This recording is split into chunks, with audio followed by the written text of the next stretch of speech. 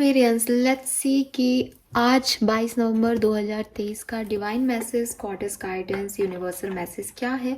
आज यूनिवर्स आपको क्या कहना चाहते हैं, क्या गाइड करना चाहते हैं।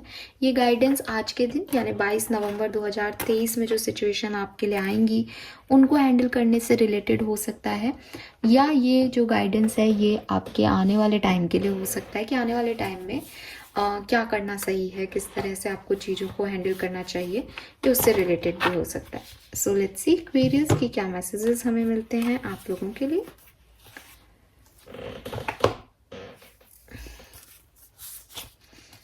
ऑलराइट, सो अभी आपकी लाइफ में कोई सिचुएशन चल रही है जिसमें आपको कोई गाइडेंस चाहिए, ये उससे रिलेटेड भी हो सकता है। सो 22 नवंबर 2023 Aquarians, divine guidance, goddess message for you. Please universe, please divine power, please spirit guides, please give me the accurate message which are in our higher goods. Thank you. Thank you so much. We have expectations and gold. All right, similar message hai. And we have grey. Fine. So मैं इसको ऐसे कर देती हूँ, आपको cards दिखाई देंगे। Let's see यहाँ से क्या मैसेज है 22 नवंबर के लिए। 22 नवंबर 2023।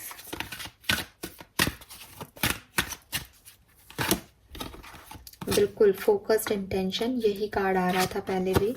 मदर अर्थ और बॉटम में है क्वाइट टाइम। ठीक,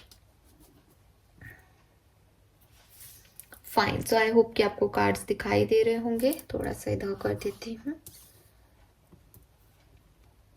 डन, ओके। सो एक्वेरियस, क्या मैसेजेस हैं आपके लिए। देखिए, सबसे पहले तो मुझे यहाँ पे मदर अर्थ का कार्ड दिखाई दे रहा है, बहुत प्रोमिनेंट सा।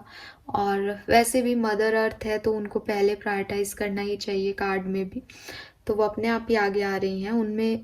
वो आपको जो मैसेज दे रही हैं वो दे रही हैं। सबसे पहले तो आप में से काफ़ी लोगों को एनवायरनमेंट हेल्दी होना पड़ेगा।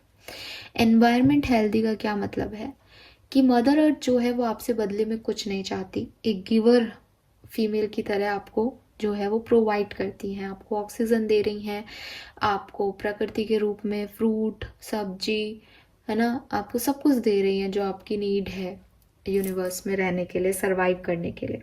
आप उन्हें क्या दे रहे हैं एक्वेरियस। जब law of equal give and receiving आता है, जब आप कर्मा की बात करते हैं, जब आप बैलेंस की बात करते हैं, तो आपको क्या लगता है एज ए ह्यूमन बीइंग आप मदर अर्थ को क्या दे रहे हैं। कोई आंसर आपके पास तो कमेंट करके बताइएगा। अगर नहीं है तो आपको करने की ज़रूरत है। कभी कभी हम सोचते हैं कि हम एक परफेक्ट लाइफस्टाइल जी रहे हैं, हम गाड़ियों में बैठते हैं, पॉल्यूशन कर रहे हैं, ऑफिस जा रहे हैं, अच्छा अर्न कर रहे हैं, घर आ रहे हैं, फिर हम कहेंगे नहीं नहीं, हम कुछ गाड़ी से बाहर तो नहीं फेंक रहे ना, हम साफ रख रहे हैं ना। आप सड़कों को साफ रख रहे हैं, आप पॉल्यूशन तो दे रहे हैं प्रकृति को। तो यहाँ पे आपको ध्यान रखने की बात है कि जहाँ इक्वल गिव एंड रिसीविंग का वो आता है लॉ, वहाँ आप हर किसी को इक्वल गिव और रिसीव नहीं दे रहे हो। ठीक है, कई चीज़ें ऐसी है जो सिर्फ आप रिसीव कर रहे हो, गिवर होने का तो आप सोच भी नहीं रहे हो उस सिचुएशन में। तो आपको कुछ एनवायरनमेंट के लिए करना चाहिए। अगर आप में से कुछ लोग ऐसे हैं जो प्रकृति के साथ काम करना चाहते हैं, जुड़ना चाहते हैं नेचर के साथ, फॉरेस्ट में जाना चाहते हैं, एनिमल्स के साथ काम करना चाहते हैं, बहुत अच्छा है आपके लिए। आपको मैसेज मिल रहा है कि आप जाएं और वर्क करें इस अर्थ के लिए, इस अर्थ के साथ। तीसरा मैसेज जो ये कार्ड देता है वो ये कि अगर आपको लगता है कि मेरा लाइफ स्टाइल ऐसा नहीं है कि मैं जाकर के 4 पेड़ उगाऊं कहीं जाके, मैं एक मेट्रो सिटी में रहता हूँ या रहती हूँ, ये मेरे लिए पॉसिबल ही नहीं है कि मैं जितना वो दे रहे हैं उतना उनको दे पाऊँ, तो ठीक है, आई एग्री, बहुत अच्छी बात है कि हम एक सच पे बात कर रहे हैं यहाँ पे। यूनिवर्स आपको सिर्फ इतना सा कह रहे हैं कि थोड़ा सा डोनेशन, आप पैसा कमा रहे हैं, आप थोड़ा सा पैसा ऐसे लोगों को दें जो कि मदर अर्थ की सेवा कर रहे हैं। आप फार्मर्स को तो पैसा दें, आप फ्रूट और सब्जी खरीदते हुए बार्गेन ना करो, ठीक है, बिकॉज उनको ये नीड है, वो उससे और बनाएंगे ज़मीन को उपजाऊ। तो आप ये चीज़ें दे सकते हो, आप खाद दे सकते हो। अगर आप इतना अच्छा अर्न करते हो कि आप कब उनकी उनकी मदद कर दो किसी के थ्रू, आप नहीं कर रहे हो वो काम, आप किसी की मदद कर दो। ये कार्ड पूरी तरीके से आपको आपके गुड कर्मा की तरफ जो है एंगेज कर रहा है, जहाँ से मुझे मैसेज मिल रहे हैं। सेकंड कार्ड पे आती हूँ, क्वाइट टाइम। सो अगेन पहले भी 1 दिन पहले भी यही एनर्जीज आ रही थी यहाँ पे। थोड़ा सा टाइम खुद के लिए निकालने की ज़रूरत है। बहुत सारा काम हो रहा है, बहुत ओवर बर्डन हो रहा है, बहुत ओवर डूइंग हो रही है, बहुत ओवर थिंकिंग चल रही है दिमाग में। बी रिलैक्स एक्वेरियस, शांत होने की ज़रूरत है, शांति से चीज़ों को हैंडल करने की ज़रूरत है।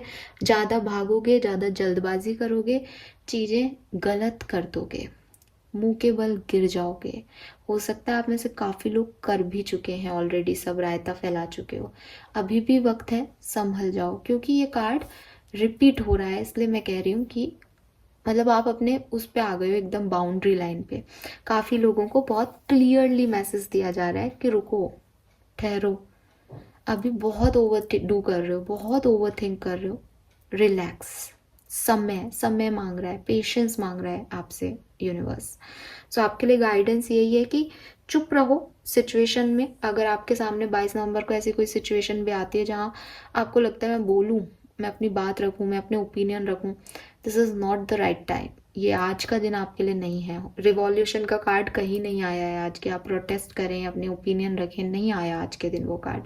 आज के दिन चुप रहना, मेडिटेट करना, चीज़ों को सोचना, ऑब्जर्व करना, समझना, फिर कभी बात के लिए उस चीज़ को रख लेना बेटर है। दिमाग में भी ओवर थिंकिंग मत लाओ। दिमाग की ओवर थिंकिंग को ख़त्म करने के लिए मेडिटेट करो, रेस्ट लो, अपने साथ वक्त बिताओ। फाइन।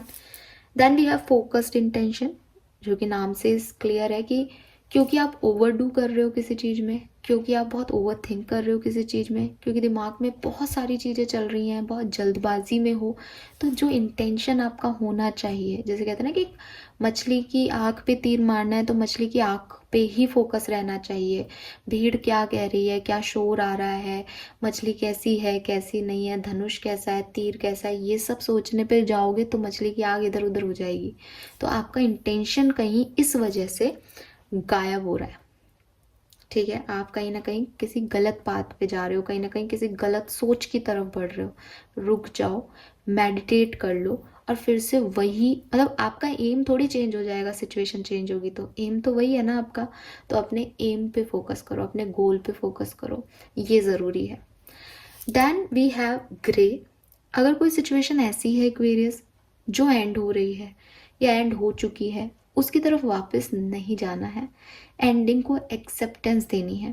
कई बार मुझे ऐसा लगता है मैं वही बातें बोल रही हूँ और सुनने वालों को भी लगता होगा कि अरे यही एक ही बात क्यों बोल रहे हो, बट मैं जानती हूँ कि अगर ये कार्ड यहाँ है तो चाहे वो एक ही व्यक्ति हो, आप में से हजारों में से कोई एक ही जना हो, बट उसको ये सुनने की ज़रूरत है।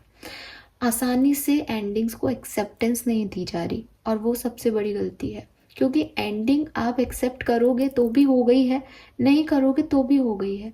उसे एक्सेप्ट कर लेना एक भ्रम से निकल जाने जैसा है एक्वेरियस। सच्चाई को एक्सेप्ट करना ही पड़ेगा, आज नहीं तो कल। जितने दिन इस भ्रम में रहोगे उतने दिन और खराब करोगे, क्योंकि वो तो एंड हो गया, एंडिंग इज इनएविटेबल, वो होगी ही होगी, वो चलेगी चलेगी, वो ख़त्म हो चुका है आपकी लाइफ में। सो ख्याली पुलाव से निकलो, ड्रीमी वर्ड से निकलो और रियलिटी का सामना करो। Then we have expectations. अपनी एक्सपेक्टेशंस का बोझ दूसरे पे मत डालो। ठीक है, कि सामने वाले को मेरे लिए इसलिए ये करना चाहिए क्योंकि मैंने कभी उसके लिए किया था, क्योंकि सामने वाले को इसलिए करना चाहिए कि वो मेरे लिए रिश्ते में है, सामने वाले को ये निभाना चाहिए, सामने वाले को वो निभाना चाहिए। इस तरह के कोई एक्सपेक्टेशंस आप सामने वाले से ना रखें तो ही अच्छा है, चाहे वो आपका कितना ही क्लोज रिलेशनशिप हो। रीज़न इज़ कि जब वो अपने एक्सपेक्टेशंस आपको बताएगा तो आप भी उसके एक्सपेक्टेशंस पे खरे नहीं उतरोगे। तो ये जो एक्सपेक्टेशंस का गेम है, ये जो ब्लेम गेम है कि वो ये करता तो मैं ये नहीं करती, मैं ये करती तो वो ये ना करता, इससे बाहर निकलो। हम सब अपने इंडिविजुअल लोग हैं, अपने अपने डिसीशंस हैं, अपने अपने एक्सपीरियंसेस हैं।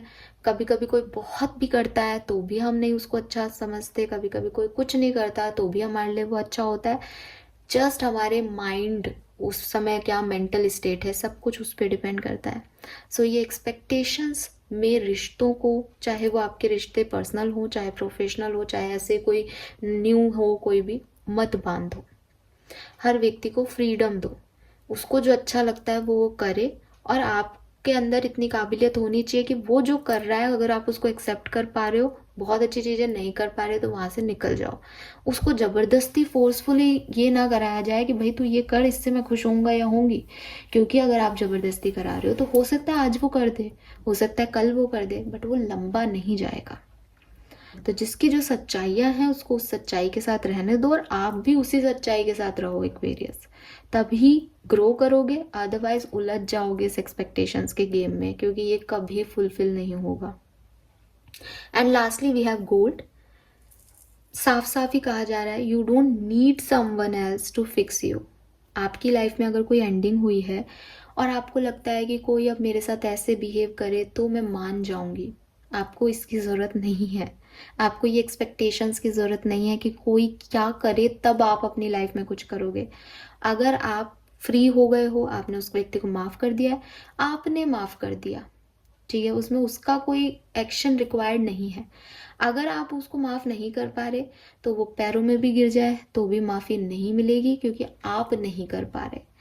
It's all about you Aquarius. इसमें आप किसी और से एक्सपेक्टेशंस रख के कि वो ये करता तो मैं ये करती, ये मत गेम खेलना।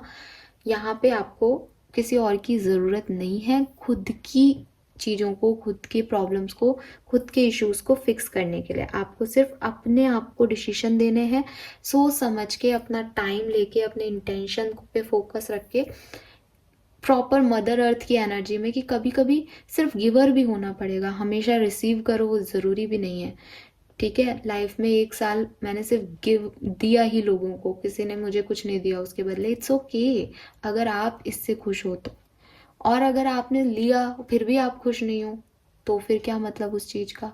तो वही चीज़ है कि आपको अपने लिए डिसीजन लेने हैं, आपको दूसरों के हिसाब से अपनी लाइफ को नहीं मैनिपुलेट करना है। Fine, so this is all for you. Number 12 और 3 नंबर बहुत सिग्निफिकेंट है। 333, 3333 आपको बहुत देखने को मिल सकता है। तो 3 नंबर यहाँ मार्च का मंथ बहुत सिग्निफिकेंट आ रहा है। मे बी ये एंडिंग मार्च के महीने में हो, मे बी मार्च का महीना किसी और तरह से आपके लिए सिग्निफिकेंट हो। तो 12 नंबर, 3 नंबर, 36 नंबर, 37 नंबर आपके लिए सिग्निफिकेंट हो सकता है। 9 नंबर, 10 नंबर, 1 नंबर भी सिग्निफिकेंट हो सकता है। एंड 36, 37 आपका एज ग्रुप हो सकता है। This is all for you guys. Thank you so much reading को देखने के लिए। चैनल को लाइक और सब्सक्राइब कीजिएगा। Bye bye.